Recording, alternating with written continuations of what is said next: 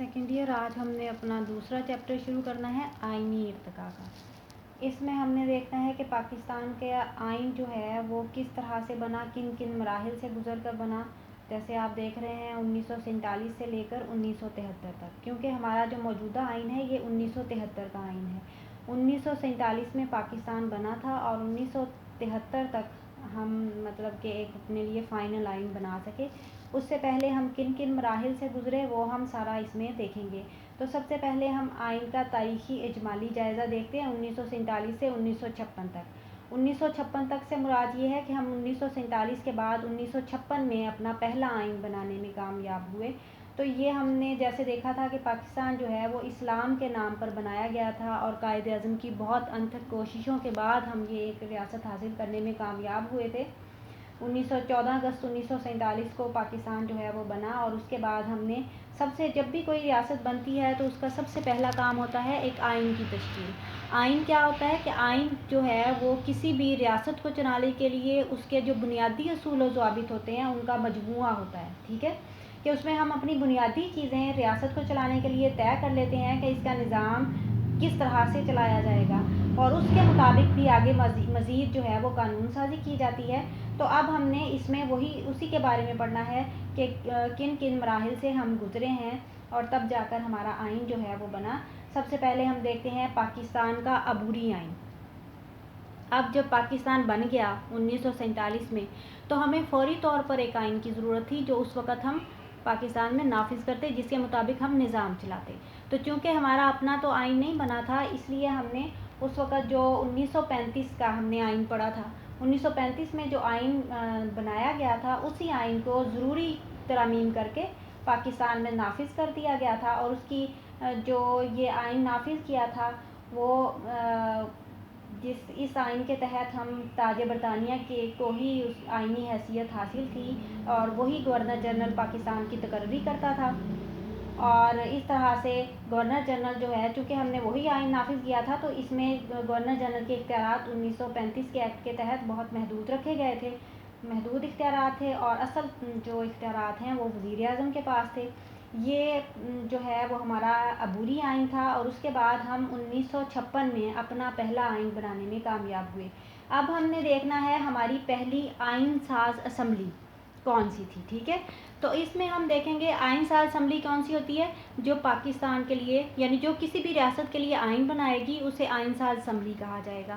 تو پاکستان کی آئین ساز اسمبلی کون سی تھی؟ یہ وہ اسمبلی تھی جو 1946 کے، آپ کو یاد ہوگا 1945-46 کے الیکشنز ہوئے تھے، تو 1946 کے الیکشنز میں جو اراکین اس وقت الیکشن میں کامیاب ہوئے تھے اور انہوں نے پاکستان میں آنے کا کہا تھا اور وہ پاکستان میں شامل ہو گئے تھے، وہ اراکین، ان اراکین پر مشتمل یہ پاکستان کی پہلی آئین ساز اسمبلی تھی، اور اس کا اجلاس جو ہے وہ 10 اگست 1947 کو ہوا تھا۔ اس اسمبلی نے قائد اعظم کو اپنا پہلا صدر منتخب کیا تھا۔ قائد اعظم نے چیف جسٹس سر عبدالرشید کے سامنے گورنر جنرل کا حلف اٹھایا تھا، ٹھیک ہے۔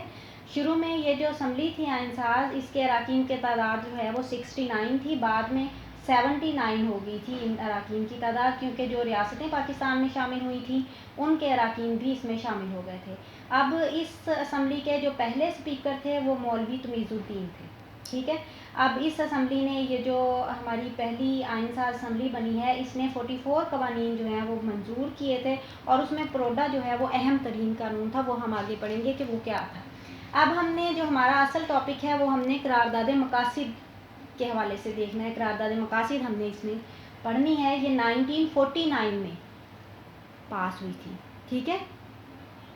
قرارداد مقاصد ہم کہتے ہیں اس کو کہ یہ آئین سازی کی طرف ہمارا پہلا قدم تھا، ٹھیک ہے۔ جس طرح سے سیڑھیاں ہوتی ہیں، پہلے سٹیپ بائی سٹیپ ہم اس کو چڑھتے ہیں، اسی طرح سے ہمارا یہ فرسٹ سٹیپ جو ہے وہ قرارداد مقاصد تھا، جو 12 مارچ 1949 کو لیاقت علی خان نے اسے منظور کروایا تھا اپنی پہلی آئین ساز اسمبلی سے، اور اس کی تیاری میں مولانا شبیر احمد عثمانی نے اہم کردار ادا کیا تھا۔ اب ہم اس قرارداد مقاصد کے پوائنٹس دیکھ لیتے ہیں کہ کیا ہے۔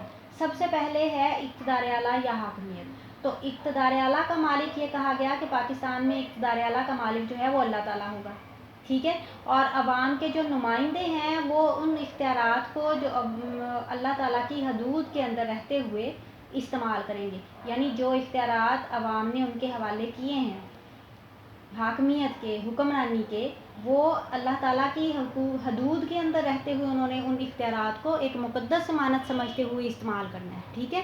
اس کے بعد دوسرا پوائنٹ ہے اسلامی اصول۔ جیسے آپ کو پتہ ہے پاکستان اسلام کے نام پر بنا، تو اسلامی اصولوں کو اپنانا تھا ہم نے، اور جمہوریت، آزادی، مساوات، رواداری، معاشرتی انصاف کے اسلامی اصولوں کے مطابق پاکستان کے اندر عمل کیا جائے گا۔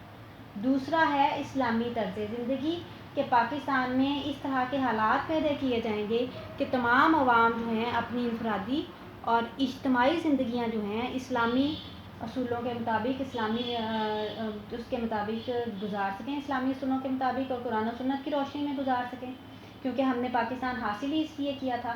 پھر چوتھا پوائنٹ ہے ہمارا اسلامی قانون سازی، یعنی پاکستان کا آئین یا جو بھی قوانین بنائے جائیں گے تو اس کو قرآن اور سنت کے مطابق، یعنی اسلامی اصولوں کے مطابق بنایا جائے گا۔ کوئی بھی ایسا قانون یا اصول آئین میں شامل نہیں کیا جائے گا جو اسلامی اصولوں کے منافی ہو۔ پھر ہم دیکھتے ہیں بنیادی حقوق۔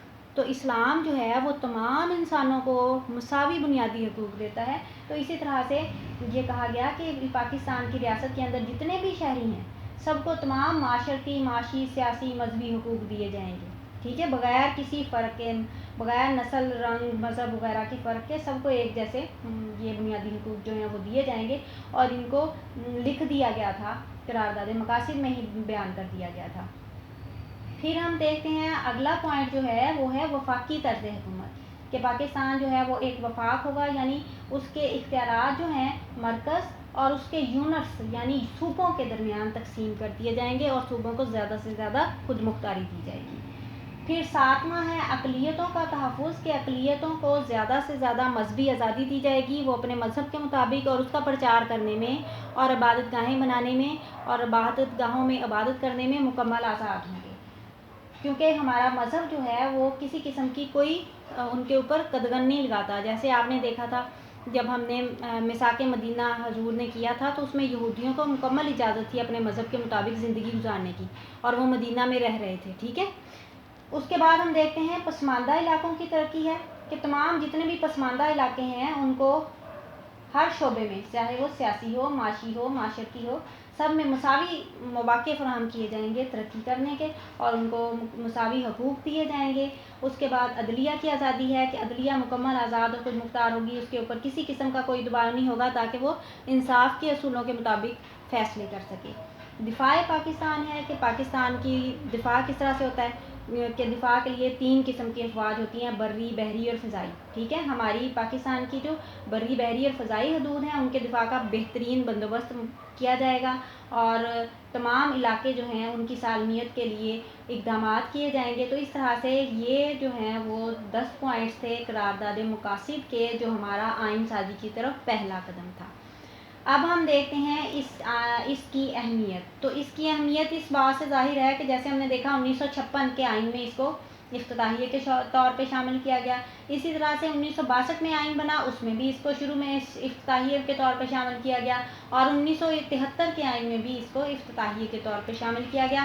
اس کو کہا جاتا ہے کہ یہ پاکستان کی تاریخ میں اس کو وہی حیثیت حاصل ہے جو برطانیہ کے آئین میں وہاں کے میگنا کارٹا کو حیثیت حاصل ہے۔ تو اس طرح سے یہ جو قرارداد مقاصد ہے یہ پاکستان کے آئین میں آئین سازی کی طرف ہمارا پہلا قدم ہے اور بہت اہم ہے، ٹھیک ہے۔